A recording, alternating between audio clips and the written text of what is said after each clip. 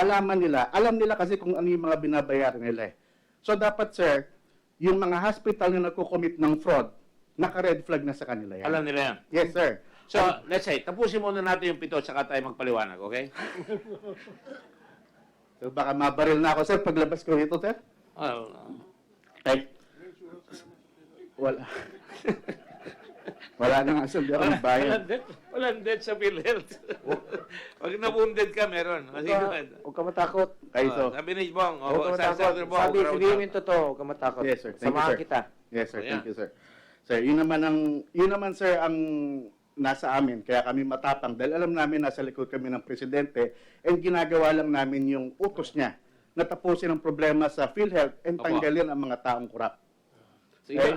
So, number 3 is William Chavez, Number sir. 2 pa. Number 2. Wala pa yung 2. Sir, number 2 is Kali Guzman Makabato, 17 years as RVP, ARMM. ARM. Sir, ulitin ko lang sir, hindi ko sinasabi na meron silang case ng extortion or case ng ano. They have influence. So, ginagawa nila, sinisira nila ang present administration kay kung gagalawin sila. Third is William Chavez of Region 7. 21 years of service. Same position. Yes, sir. Same location. Ganun rin yung kanina. Yung Yes. sa ARM. Then, Hindi sila nalilipat. yes, sir. Hindi po Ang nalipat. common denominator, hindi sila nalilipat. Yes, sir. Kahit na palipat, And we'll have problems in civil service, sir, kasi yan ang ginagamit nila para hindi sila marotate. ito kasalanan talaga ni San... Unfortunately, sir, hindi nagagawa ng civil service yung dapat meron silang certain time na ma-resolve yung issue. Meron mga cases na maabot ng 1 year or 2 years bago sila makapagbigay ng resolution. So, Okay. hindi makapag-move ng tao. So, ng pangapat po. corporation. Pangapat. So, number 4 is Dennis Adri, sir, 21 years of 21 service years, as Region in 11. position, hindi 21 years old. No, sir. Ah. 21 years as RVP Region 11. Region 11.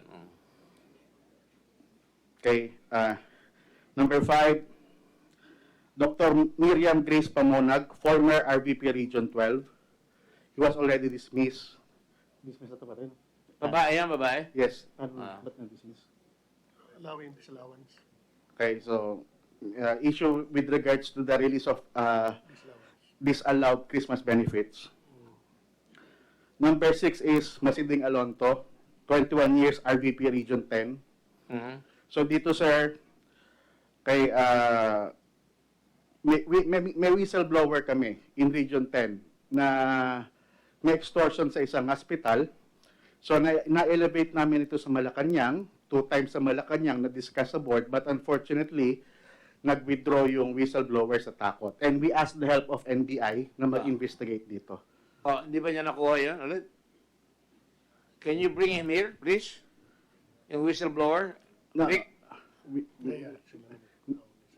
According to Is it our possible to bring him investigator, here? Your Honor, the NBI investigated the case, but it's just that the whistleblower withdrew.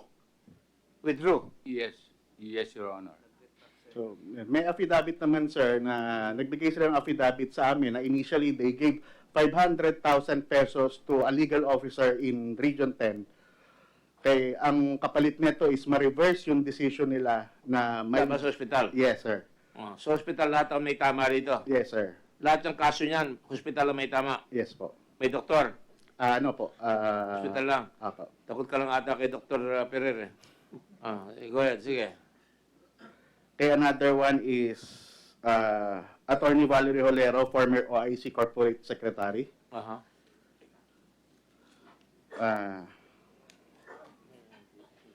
Sir, basically ito yung group na and another is nasa siya? Attorney Galicto. Okay, ito yung group na talaga nag-resist, sir, sa kahit anong movement na simple rotation. Hindi natin malaman, sir, bakit hindi sila magpagalaw dun sa area kung saan So nandun the sila. common denominator, again, I will reiterate, is that hindi sila pwedeng tanggalin. Hindi sila Yes, sir. natatanggal. Yes, Ganun sir. sila katindi. Yes, sir. At same place. Yes, sir. Long standing. Yes, sir. Alright. Sir, yung isang kanina na tinataas ko yung kamay ko, sir, with regards to the detection of fraud, madali lang malaman, sir, kung may fraud sa region.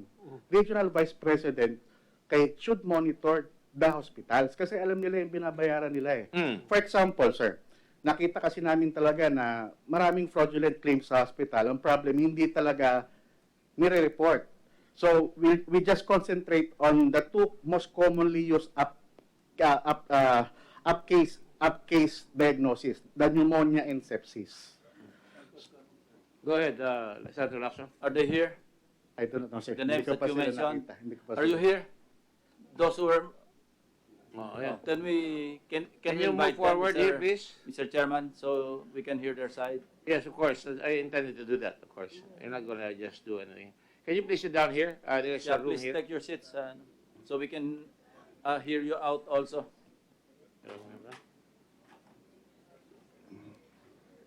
How many are you? 1, 2, 3, 4. Are you coming? 5, 6, 7. Kompleto. The Magnificent 7.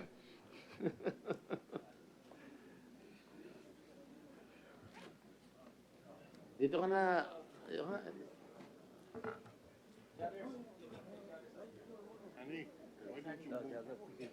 Saan niya ka na? Vice Chairman ka eh. Ah.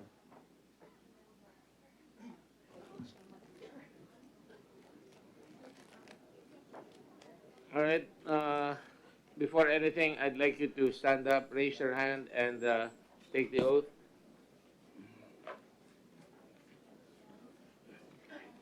Be sure to tell the truth and nothing but the truth to help you God in this inquiry. Will the secretary please take the individual names to show that they have already been under declared under oath? Let the record state that. Go ahead. Can you please identify yourself from the oldest? Are you the oldest? Mukhang ikaw. No, bring your hand down. Bring your hand down. It's okay. Attorney Kalikuzaman M. Makabato, Regional Vice President Pro-Arm. Arm. All right. Okay. Dennis B. Adre, Regional Vice President for Region 11, now with Region 12. Right. Okay. Attorney Gilbert Galicto, Your Honor, Legal Officer of PhilHEALTH Caraga. Okay. Mr. Regional Vice President William Billy Chavez, Regional Ano Vice region? President, formerly from Region 7. Sorry. Region 7, sir. Region 7. Yes. Masiding Alonto Jr., Regional Vice President for Region 10, Cagayan de Oro. Right. And Paulo Perez, Regional Vice President, Region 4B, Your Honor. I didn't get your region. I'm sorry. Region 4B, Your Honor. Sorry. 4B. 4B. Mahirap pagka-hard of hearing. Attorney Valerie Holiero, Attorney 6, Assistant Corporate Secretary of PhilHEALTH. Okay. This done. You get a chance to rebut, but I think we've run out of time because we're going to have the hearing at 3.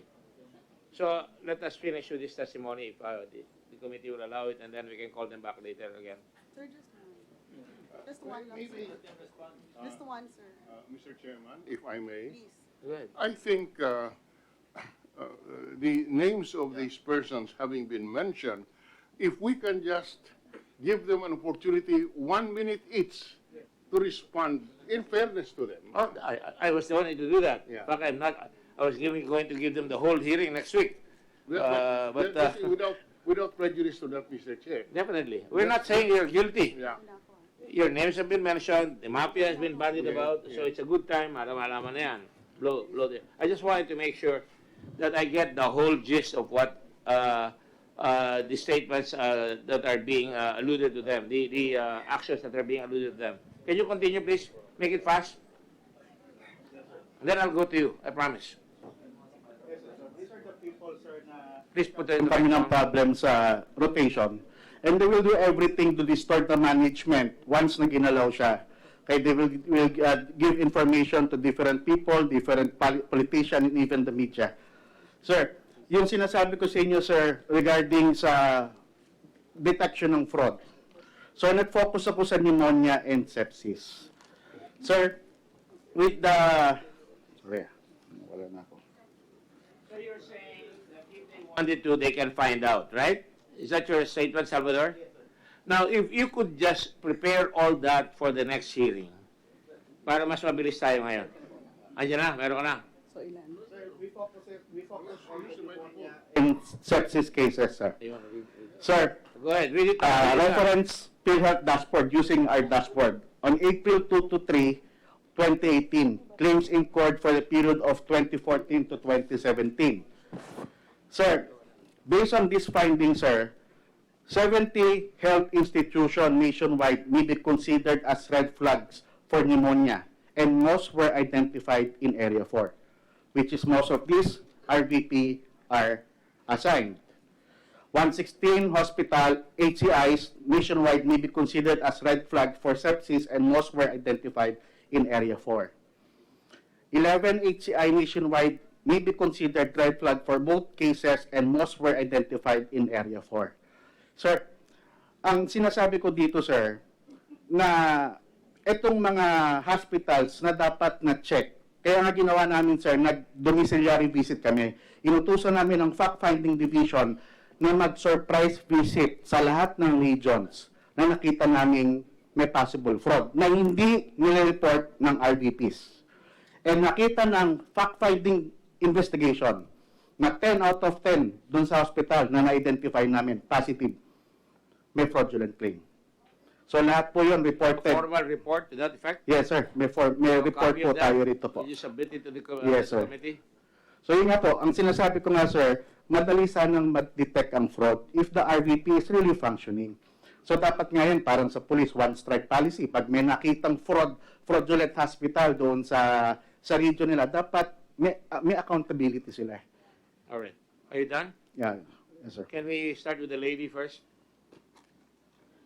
Sir, the Identify reason, yourself again. I'm Valerie Holiero. Valerie. Yes, Assistant Corporate Secretary of PhilHEALTH. The reason I think why they're blaming us for tagging us as the mafia are we were the ones who reported fraud and even testified in the August 22, 2017 hearing in the Committee on Good Governance and Public Accountability. You can check the transcript, sir. We can give you a Lower copy in the lower house, sir, wherein we reported the fraudulent activities that were going on in PhilHEALTH. I was wondering because Dr. Salvador and Dr. Ferrer were there, and they even talked to me afterwards. See, Dr. Salvador, sir, we spoke for 2 hours, and I reported to him all of the fraud that was going on in PhilHEALth. Everything that's coming out now, because when I was corporate secretary, sir, there were a lot of cases that were there. There were missing board resolutions. There were cases that were not acted upon in 10 years.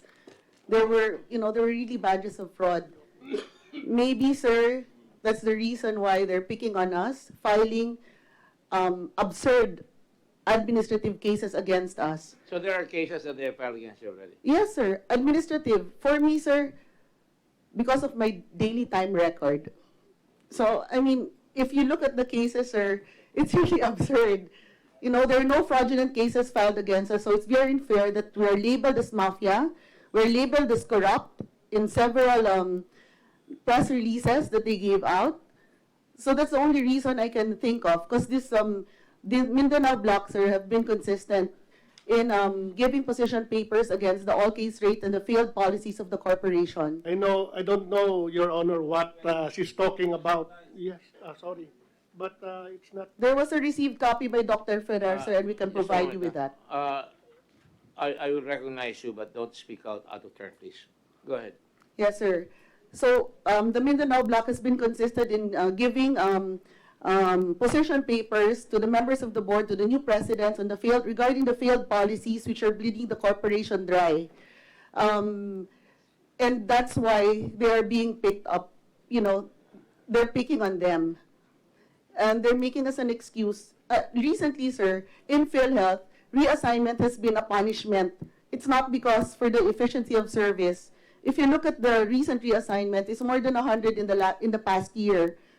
It's used as a reward and punishment system in our corporation. So I think before we tag anybody as mafia, before we tag anybody as corrupt, you should look into the cases that were filed against us. We can provide the media with the copies if they want, because they're all absurd cases. In fact, there were cases like 16 years old. In your case, it's on time card? Is that The daily time record, sir. daily time record? Okay. Attorney 6, salary grade 26, full-time service. There were 2 days in September 2018 that I was not logged by the guard. and there were 2 cases filed against me. The first case was for serious dishonesty, falsification, and conduct prejudicial to the best interest of the service. I was suspended for 90 days preventively. On the last day of my preventive suspension, the second case was filed for the other day that I was not logged by the guard. I was in Malacanang, sir, with Secretary Roque during that day. Excuse and me, yes, sir. Valerie, I hope you don't mind. Just got a note from the Senate President that he's docking me for time spent here. So I might get a charge for breaking the time record. Okay, sir. Ito.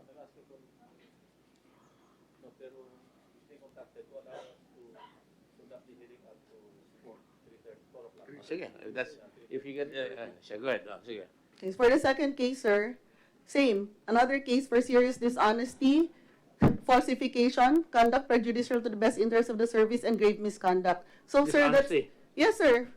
So I was suspended again for another 90 days, and in fact, I just came back to the office last Thursday. So I was suspended for 6 months for 2 days of not being in the logbook of the security guard, which the security guard writes. When did this occur? September 2018, sir. And that was during the time of Dr. Yes, sir. Roy, no? Okay. Okay, shall we go to the next one? Ito, sa kaliwa. Tapusan natin sa kaliwa lahat. Sir, Take your chance to rebut. I'm the Regional Vice President of Region 4B, Batangas. My first case was, Paulo Perez. yes, Your Honor. Regarding the Accenture scam, which happened sometime in 2011. But Accenture is an account of NCR, not of Batangas. They accused me of allowing my IT staff, whom they borrowed, to be paid benefits, Your Honor. But and that I allowed him to get benefits even without submitting the DTR, and I did that, and that I did nothing. But the truth is that I reported this to the central office, and in fact, my report was used by the office of the president to have this IT personnel involved in the scam perpetually dismissed by the civil service, and all these benefits forfeited, Your Honor. Grave misconduct, Your Honor. Grave misconduct. Ano? Yes, Your Honor. Yung po yun, that I allowed my... The circumstances. Mr. Chairman, maybe we can have an overview of the nature of cases filed against these people. So more or less, makita natin ano ba yung naging mafia sila. Yes, it was an administrative case, Your Honor. What are the circumstances that constitute grave misconduct? Sir, that I allowed the payment of the salary of the IT staff, my IT staff who was borrowed by the central office, and who was got involved in the Accenture scam, Your Honor. What stage of the action is it at? Nasaan na? Yes, trial is ongoing, Your Honor. Sa? Trial is ongoing, Your Honor. Trial court ongoing. Okay. Next, please. Good afternoon, Mr. Chairman. I am Mr. Alonto of Region 10. There were no cases filed against me. No cases, right? But none, Your Honor.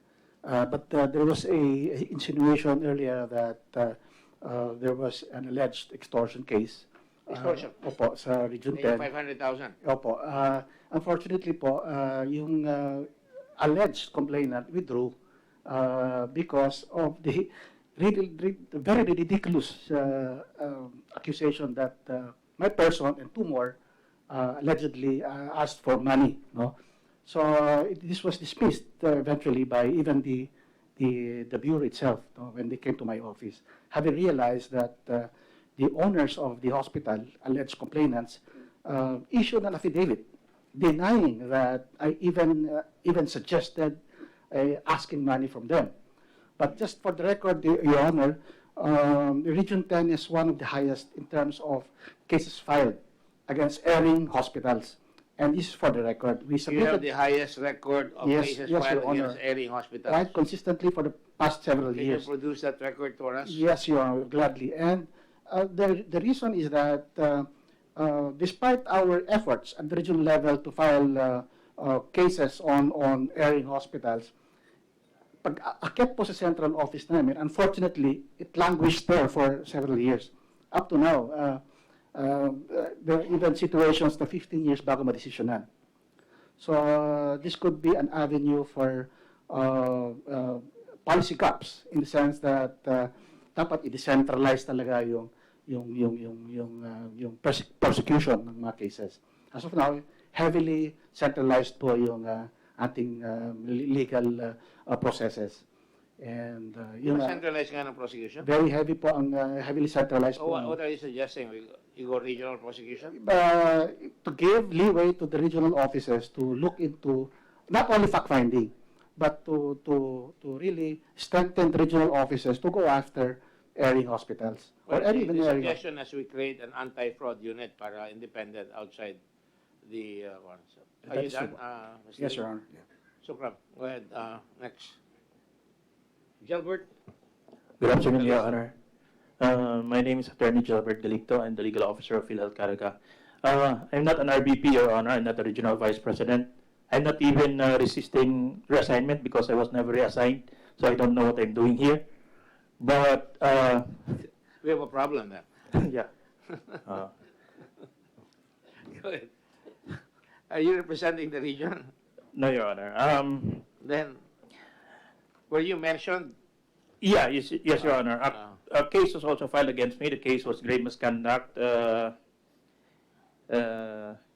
gross neglect, conduct prejudicial, and all other things they can create, for not issuing a legal opinion. That's not issuing a legal opinion because it was already withdrawn. So it was already moot and academic, no? And yeah. The case in point, Your Honor, is that PhilHEALTH 12, the PhilHEALTH 12 requested for a Christmas bonus because all regions were given a Christmas bonus.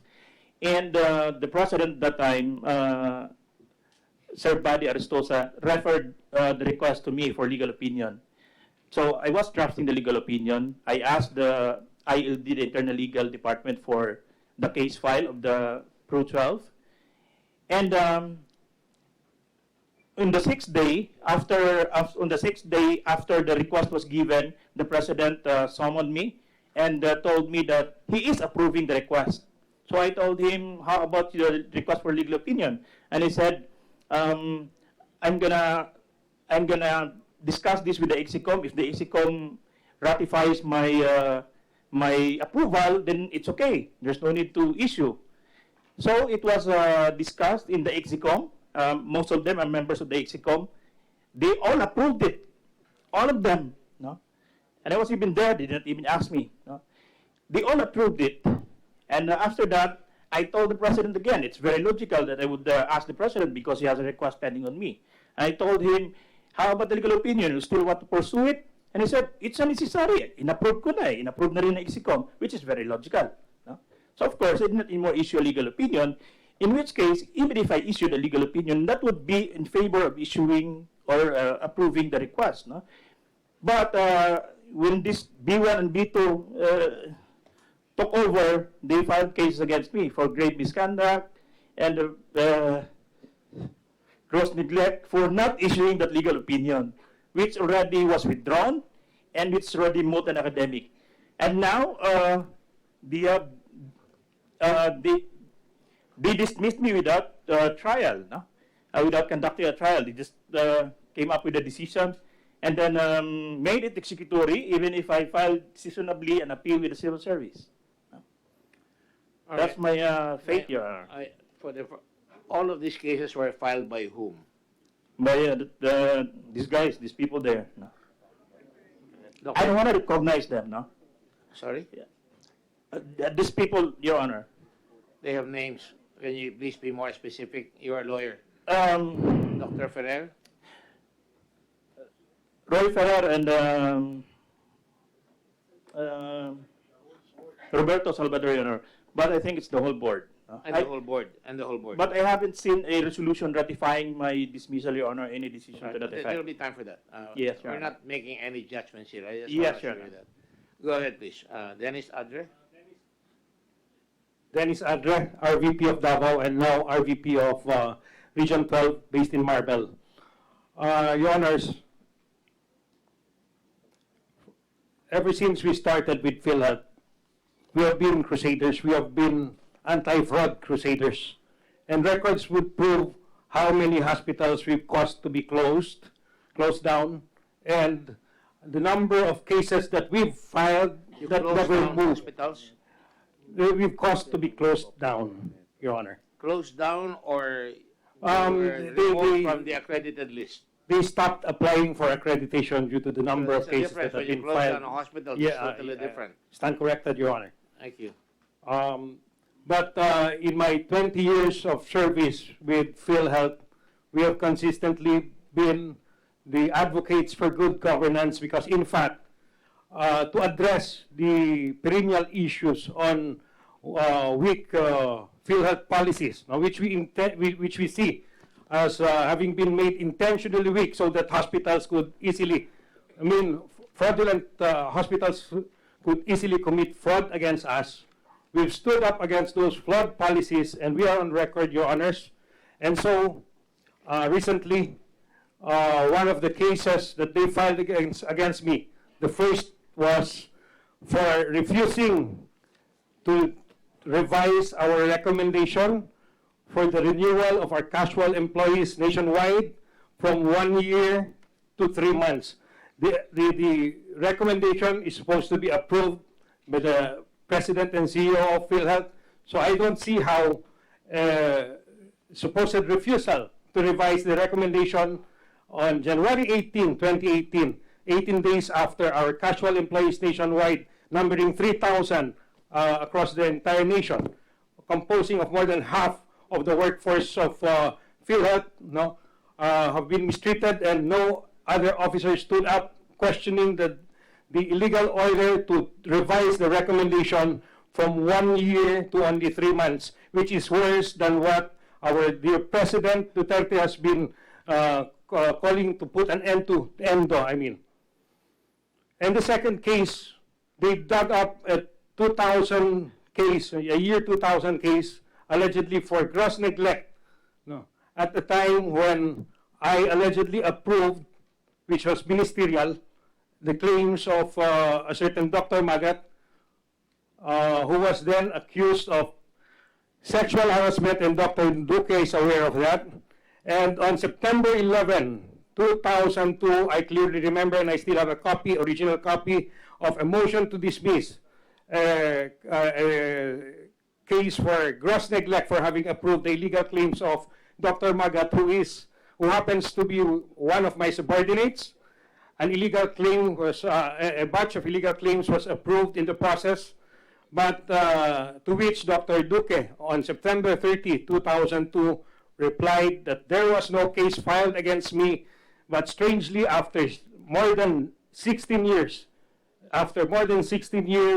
they dug up that case even without original documents and had me suspended for 90 days, put me on 90 days preventive suspension, whereupon reporting on the 90th day, they extended my preventive suspension to another 160 days. What strikes me as very strange here is the fact that Dr. Roy Ferrer, our President and CEO, who filed a case of gross neglect of duty against me for having approved claims way back in 2002, illegal claims filed by a doctor for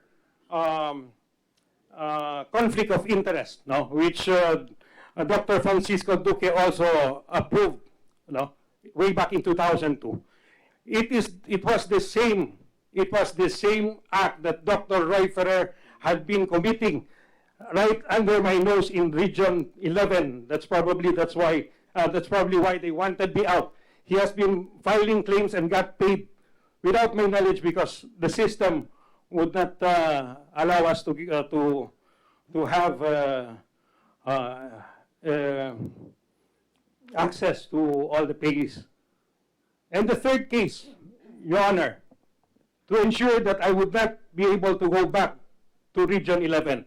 In fact, sorry, before I forget, if they say that we are the ones harboring fraud, I want to put it on record that they got my doctor, Dr. Benji Page there. They took him from Davao, and we initiated a program that would have aided PhilHEALTH in easily identifying potentially fraudulent claims. They took him, and they did not implement the programs we initiated. So we had no access anymore to the programs that could have aided us in easily identifying fraudulent claims in Davao. In fact, the head of NBI of Region 11, I remember about 2 years back, we went to his office asking for assistance with the NBI to help us address an NPA threat, threatening us to cause the payment to a hospital that has been submitting fraudulent claims to PhilHEALTH. But these cases had never been settled to this day. Those cases that we filed have never been settled to this day. The third case that they filed against me, having extended my preventive suspension by another 160 days, they thought that after 80 days it was over. So 30 days after the 80 days, on the 110th day, on April 8, 2019, they informed me that I would be declared in AWOL already. Having been informed that it was 160 days and not 80 days, they came back 5 minutes later with the third charge this time, putting me on another preventive suspension for 90 days for a small incident that happened way back in 2010 in PICC, where I allegedly scolded an employee during the registration. And if I may shed light on the circumstances that occurred in 2010,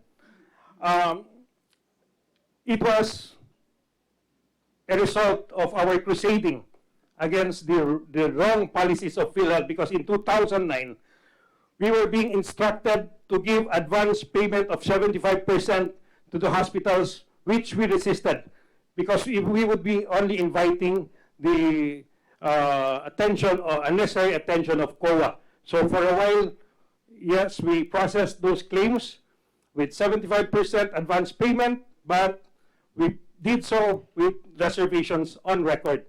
And so on January 16, 2010, they had us all rotated and reassigned. Of course, there are legal remedies available to us, and we availed of those.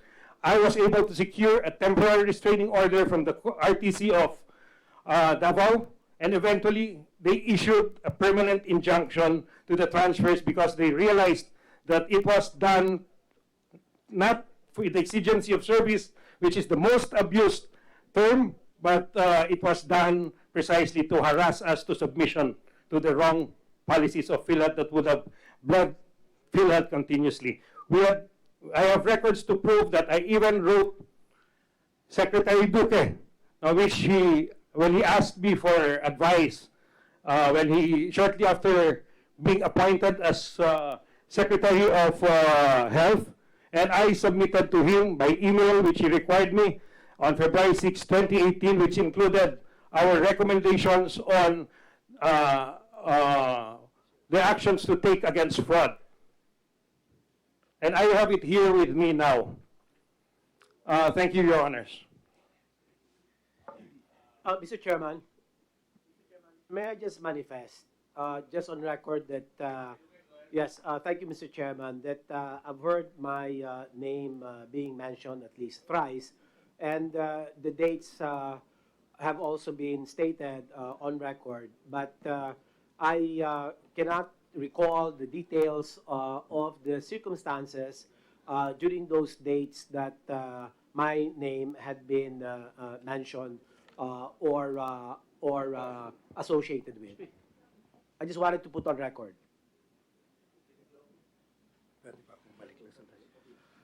Yes. Your Honor, may I make it off record that my first brush with Dr. Duque was about the Plan 5 billion in 2004. Oh, what? Plan 5 million, wherein we were ordered by the then PhilHEALTH president, Who is?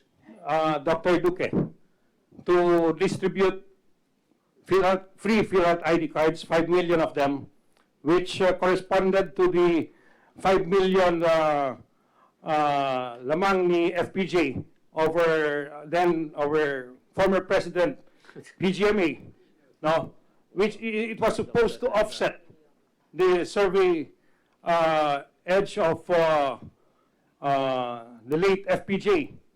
No? And we were asked to distribute PhilHEALTH cards, which, if I hope the Senate would investigate, were not actually fully paid. It amounted to billions, Your Honor. And so we resisted, and that was my first taste of reassignment, Your Honor. All right. Or an attempted reassignment, for that matter. Thank you, Your Honor. Go ahead, please. Assalamualaikum warahmatullahi ta'ala wabarakatuh.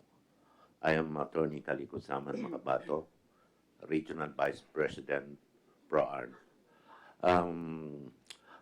First of all, I would like to state on record that I am not connected with any politician who could influence whatever government decision making.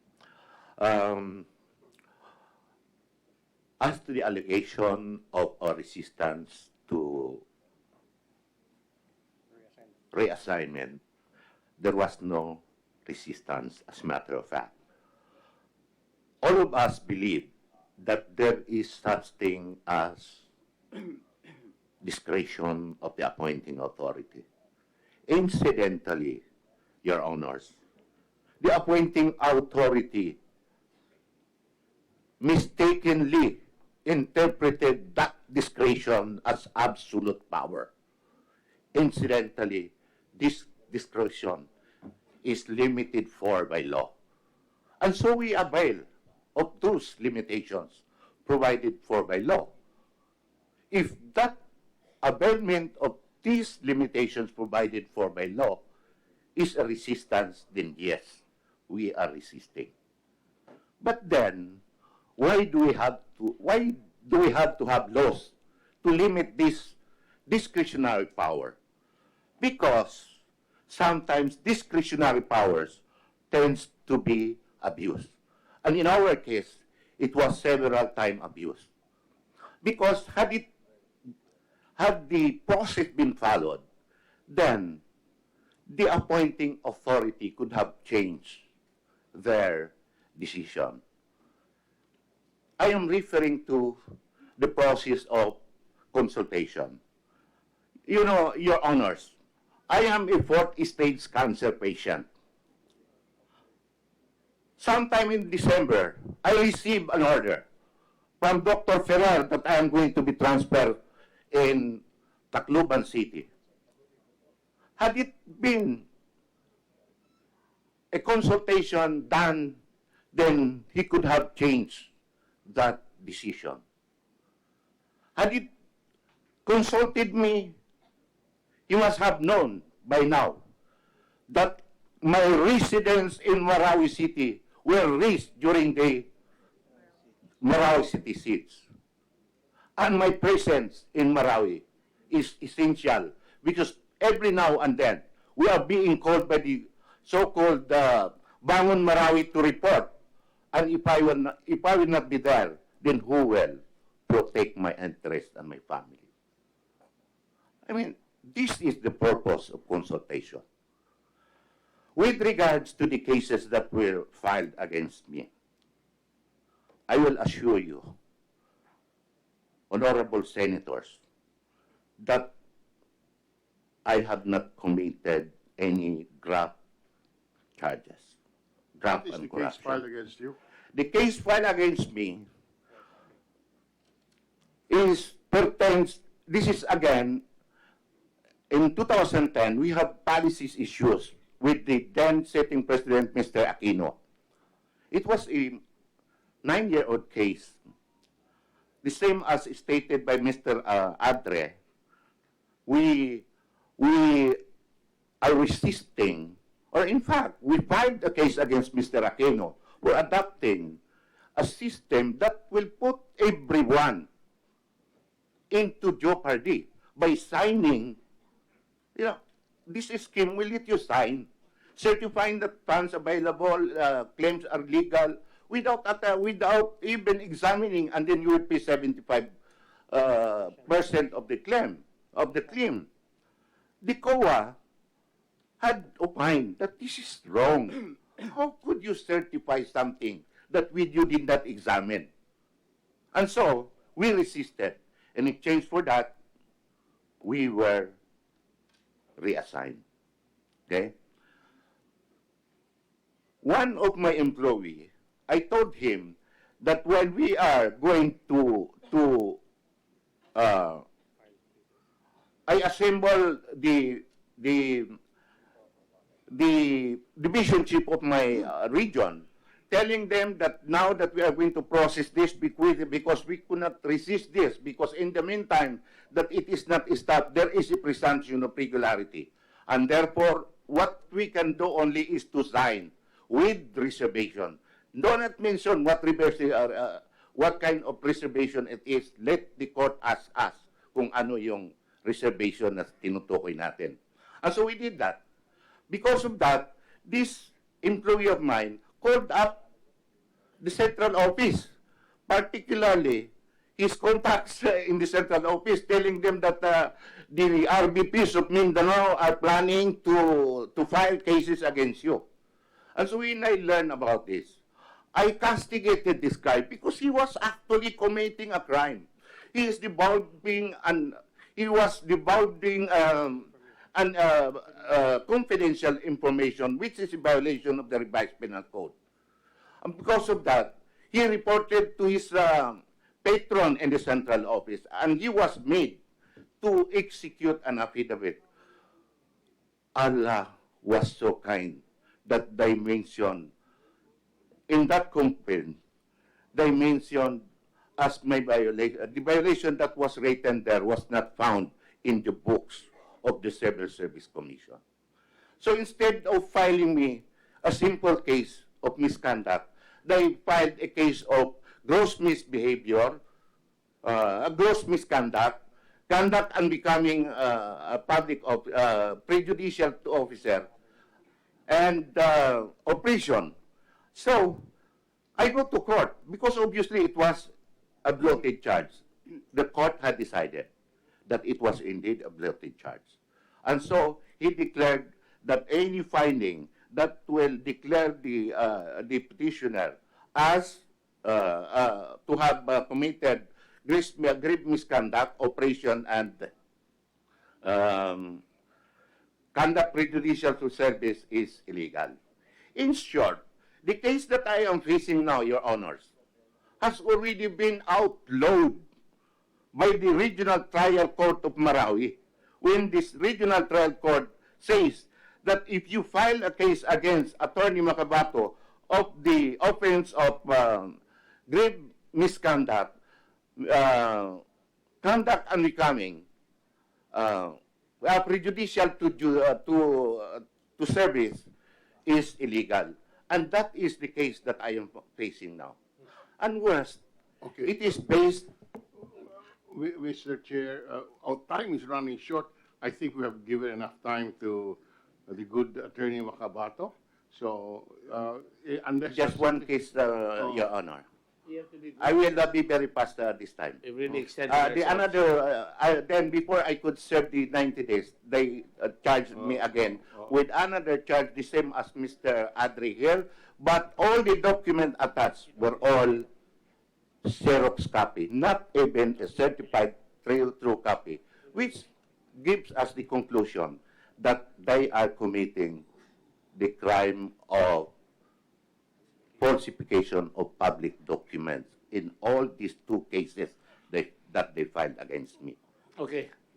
Next, please. We can finish this because Senate President is here already to listen to you. I'm William Chavez of PhilHEALTH Regional Office 7. Ludicrous administrative cases were filed against me.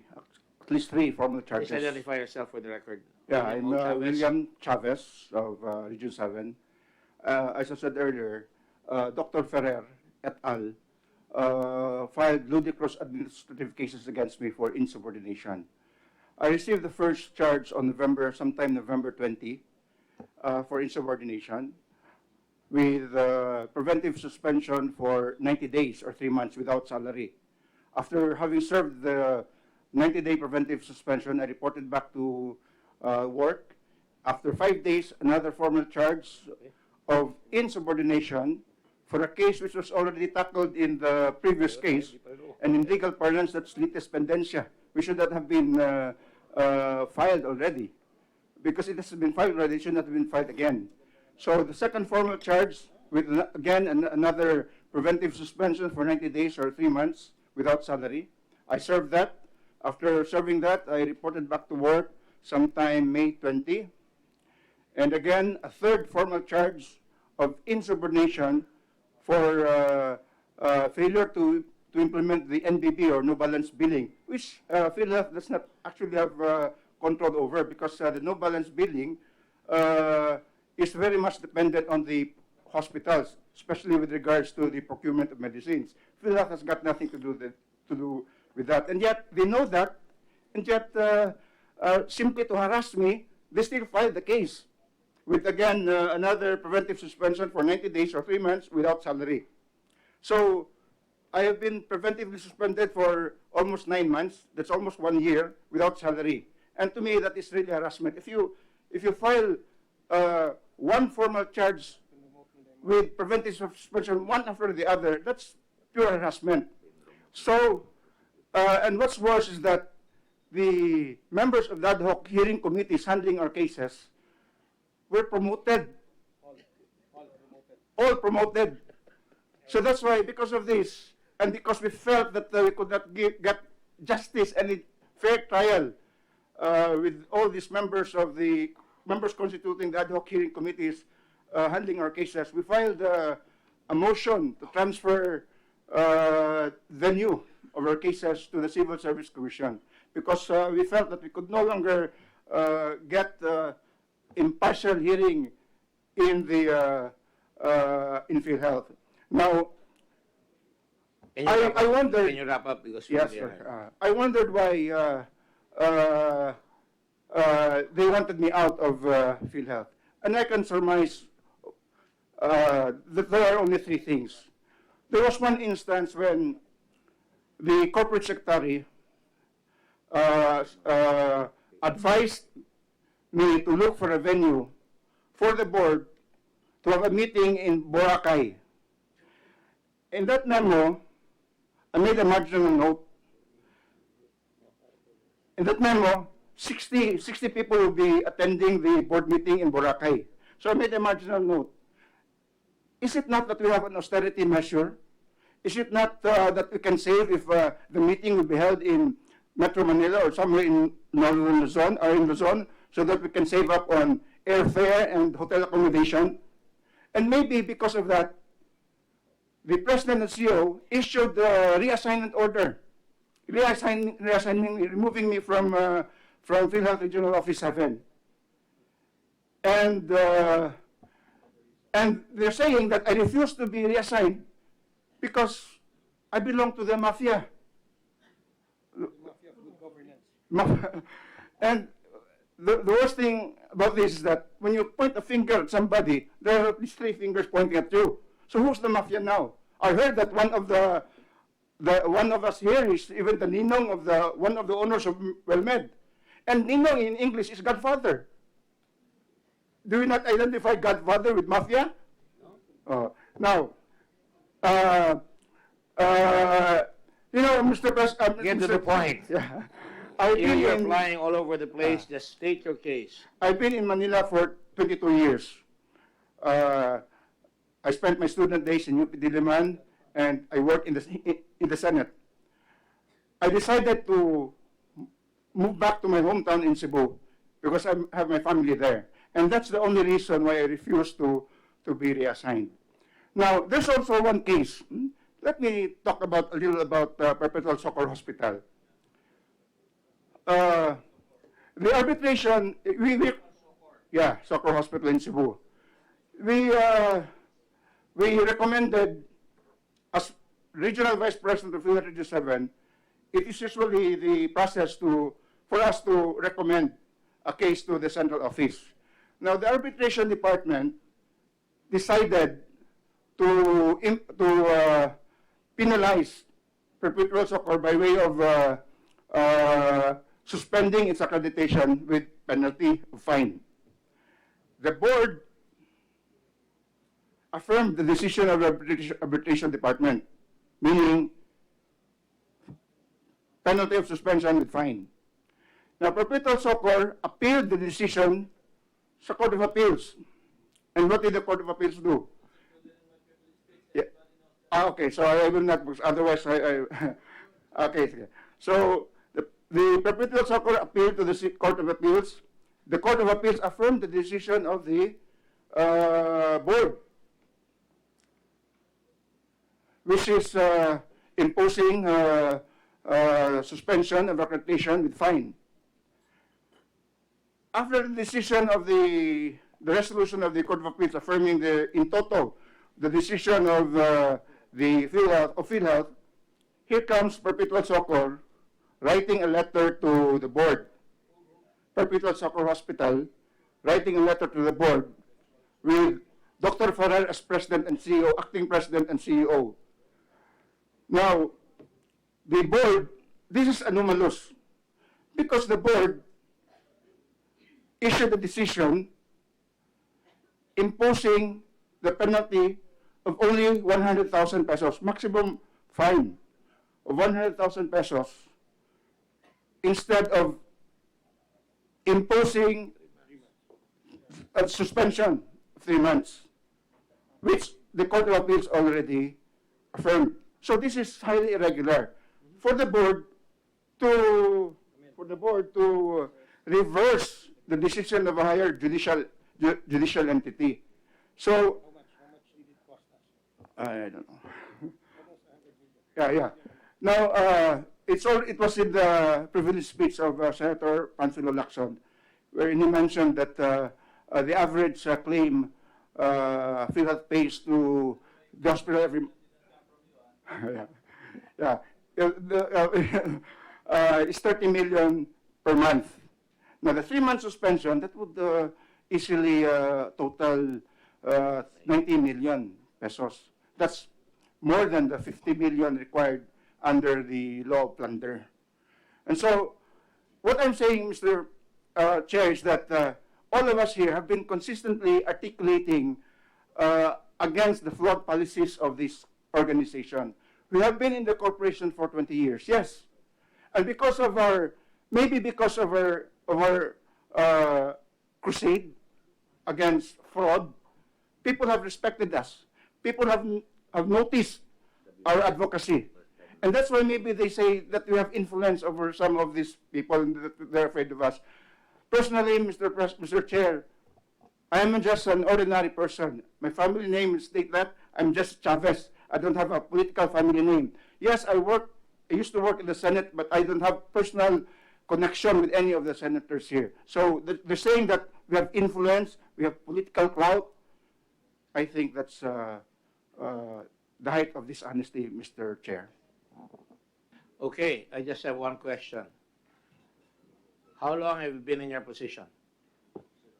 Over 20 years. Over Mr. 20 years, Chair, in the same position? Yes. Same thing with you, Mr. Bato? I'm 17 years and 17 I am years. about to retire. You're about to retire, all right, yes. In the same position, same locality? Same? What is same? Regional Vice President of Davao, but now I'm... For how long? For how long? About 20 years, Your Honor. 20 years. And Mr. Galicto? 11 years, Your Honor, but I was assigned in the central office for 8 months. Oh, so 11 years ka, all right, and we assigned for 8 months. And Mr. Alonto? Your Honor. 20 years, all right. And Valerie? 6 years. And More than 20 years, Your Honor. Huh? More than 20 years, Your Honor. I see. All right. Mr. Chairman, Yes, sir. I was going to ask a follow-up question, but go ahead. you can do so because I will not bang the gable at 3. I will convene the session at 4 o'clock. 4 o'clock, yes, we're waiting. So you can stay until 3:45 or 3:50. Yes. Attorney Valerie, I think, wants the floor. Chairman, Attorney Valerie wants the floor. Valerie, yes. Yes, sir. There's another person that was dismissed from service. Her name is Dr. Miriam Pamonag. She's a widow. She's now dismissed from service for writing a letter to the President and CEO asking for the release of the collective negotiation agreement bonus for her region. The President Christmas being bonus. Roy Ferrer. No, sir. During that time, the President was acting PCEO Aristosa. Body Aristosa, sir, was the acting PCEO during the time. Dr. Pamonag wrote Mr. Aristosa asking if the Christmas bonus can also be released to the region because it was being released, all over PhilHEALTH. It was approved by the President. It was approved by the Executive Committee, and money was sent to the region. And she was charged with grave misconduct for causing the release of the CNA Who charged bonus. Dr. Roy Ferrer and the PhilHealth Right. Board. So it seems this is a contest between Dr. Roy Ferrer and all of you, right? Sir, if I can continue. Sir, if I can continue. She was initially she was initially found guilty of conduct prejudicial, but upon her motion for reconsideration. Miriam was found guilty of conduct Yeah, prejudicial. and she was suspended for a year. But upon her motion for reconsideration, she told them that, there was no charge for which the conduct prejudicial can be anchored on. She was slapped with grave misconduct and she was dismissed from service. Incidentally, sir, Dr. Pamonag recommended for the non-accreditation of St. Louis Hospital, where the famous Dr. Mingita is one of the doctors. Dr. Mingita of... Mangita Padilla. No, Dr. Mengita, Menguita, from Region 12. Dennis Mengita? Mark Mengita, the one that was mentioned in the privileged speech of the Senator Soto. One of the hospitals he practices at is St. Louis Hospital. Dr. Pamonag did not want to accredit that hospital in Mindanao, in Region 12. And then, sir, after she filed her motion for reconsideration, she also wrote a letter because it was reversed by Dr. Ferrer. Dr. Ferrer accredited St. Louis Hospital. When it was reversed, Dr. Pamonag wrote a letter asking what parameters she should use for when she accredits next time, so that she doesn't make a mistake. The day after, her motion for reconsideration was denied and she was dismissed from service. So we are standing for the truth, and if we're gonna be called mafia for it, then so be it, sir. It's unfortunate that all these things are coming out to the fore on the investigation of PhilHealth, and certainly the committee will look into all your allegations, both firmly and fairly. So I would suggest that you gentlemen and lady prepare your positions so that we could adequately look into them, and also Dr. Ferrer and Dr. Salvador. Sworn statements. We will take sworn statements here so we can, conduct the investigation in a proper manner. So, yes, go ahead, Senator Lacson. Thank you. As I was listening to them, I kept asking myself, nasaan yung fraud? Kasi kung sabi mafia, dapat may fraud. Well, I was also listening to them, but the allegations were, I don't know if I heard it wrong, they said that there were hospitals that, if you look at the record, there were hospitals that were being favored and that were not, were being given kid glove treatment. Is that the allegation, Salvador, Dr. Salvador? Earlier, sir, I defined the definition of mafia that we used. And let's not go into that. The first thing I'd like to say, I was about to say before Senator Lacson spoke up, that this is the first time that hospitals are now out on the open. That there are hospitals, and from your allegations, there are hospitals that are fooling around, right? And I'd like to see some specifics on that. Yes, sir. Because I think that we should spare no one, I don't care if they're a big hospital, a small hospital, I'm familiar with it because some of them are really profit-oriented. Some of them take every opportunity. I'm not saying all of them. I'm just saying that there's got to be some control so that the people that we are supposed to help get the help that they need. But this is the first time it came to the core. There were no allegations late, except for WellMed. But now I would like you to be more specific, Dr. Ferrer, Dr. Salvador. You gentlemen and lady, please specify. You were talking about you were running after a hospital. You have the highest record. I want to see that on record. Ilang hospital yung hinabol mo doon. You were also talking about that. Mr. Andre, all of you, including Valerie, if I'm not mistaken, and Paulo over there, Paulo Perez. So I'd like to see that because I think we cannot go to the new system that we've just introduced. It's a very good blessing for our country if we are going into it with broken wings already. The wings of PhilHEALTH are broken. And if we go into the universal health care with all this baggage, I'm afraid we're really headed for a disaster. A disaster that is beyond all of us because ang tatamaan niyan talaga yung mga tao, and the loss of confidence in a system that the Senate and the lower house have created and the presidents have signed is something that we all have to protect, not to spare somebody from getting his hide, pelted or peeled, but to make sure that the objectives of the law are followed. So that is why my expectation in the next hearing. I'd like to get those specifics, certainly from you. Dr. Salvador, you said you had a report, right? And you bring that report that you say it's so easy to check a look. I've been saying that without siding with you. I've been saying that. By the way, for the record, have you spoken with the chairman? Never, no? I've never spoken with you. I'm the chairman here. If you don't know that, you're lost. And you've not spoken with Senator Dillon, you've not spoken with Senator Lacson, right? I just want to be sure, or Senator Marcos, no? Right? And the Senate President. So I just want to put that on the record. This is the first time we see you. This is prima para. So we want to make sure that we go about this in a very fair, objective, and deliberate way. So be assured that you come out with those evidence about hospital, misconduct, that we will follow through, and at the same time, we will try to make the necessary amendments to the legislative process. So, yes. Your Honor, I just would like to manifest that calling us a mafia by reason of influence is very irresponsible, especially coming from a doctor at that and a PhilHEALTH board member at that. Wait a minute. The mafia term came from a congressman by the name of Congressman Acop. I was listening to all of you. Started in Congress, and that is a fact. So I even alluded to it that there is allegedly a mafia because I read it in the Congress. So it's not Doctor himself who said mafia. He defined it, Your Honor, the way remember, that he... guy is a policeman, general, and he knows what a mafia looks like, and I don't think you should take offense because that's loosely used. I once sued some of the theaters for calling us a mafia, but certainly, even if I look like Al Pacino, I'm not gonna mind being in the mafia.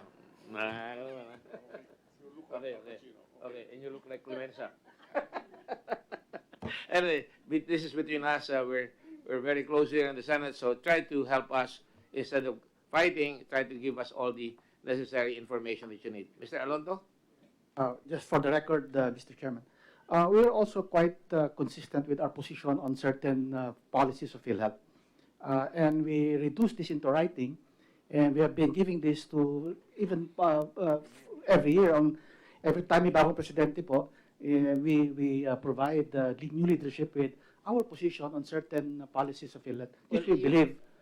By your leave, you have to address all of you here, including Secretary Duque and the former Secretary of Health, should address the fact that we keep changing presidents every year, practically.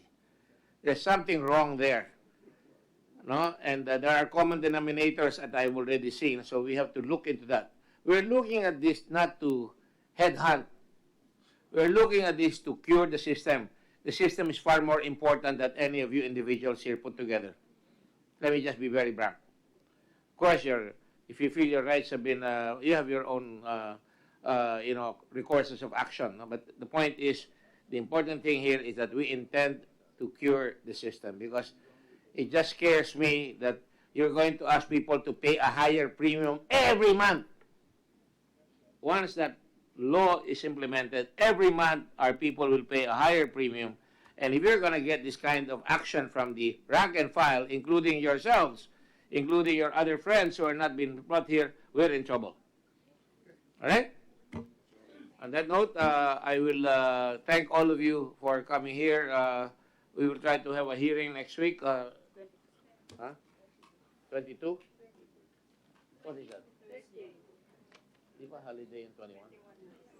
Can we do it Monday or Tuesday? No room? Can we have the session on 21, 22 para mabilis? Holiday on 21. Holiday in 22, Tuesday. Ha? Dito raw, dito. Eh, kaya nga sila, yan ang ina-anticipate ko. Ako na naman tuturo, may kulang sasages. Oo nga. That's why I'm saying, ikaw, sasabihin na naman yun, dinaga ako. Ha? 27 na. 27. So everyone. But I will expect all your documents to be submitted before the 27th. Because we toil here at night to take a look at all those documents that you're going to prepare. So when do you think you should submit? By next week, sir, Monday. By Monday, can you submit it? Yeah. You have no choice. Monday, including Dr. Ferrer and Dr. Salvador. And also everyone who has a position, please send it to us. No, we're not going to schedule on for the holidays because magkakasakit si Senator Dillon at Senator Lacson. All right, on that note, we will adjourn this work. Wala room sa 27th eh. CA? May CA na ro eh. 28, ha? 20 yung CA eh. 27. We can always do that in the room naman there. 27. 27. So please come here on the 27th so that we can actually handle all these things. Do you need the Duques here for the next hearing? Okay, there are still some more questions with the family also. The family can go. Secretary Duque, you're being asked by Senator Lacson. I also have some questions. Nonetheless, be here on the 27th. And please come in and make sure that the documents are with us so that hindi tayo hahaba. Thank you. Thank you very much. Session is adjourned.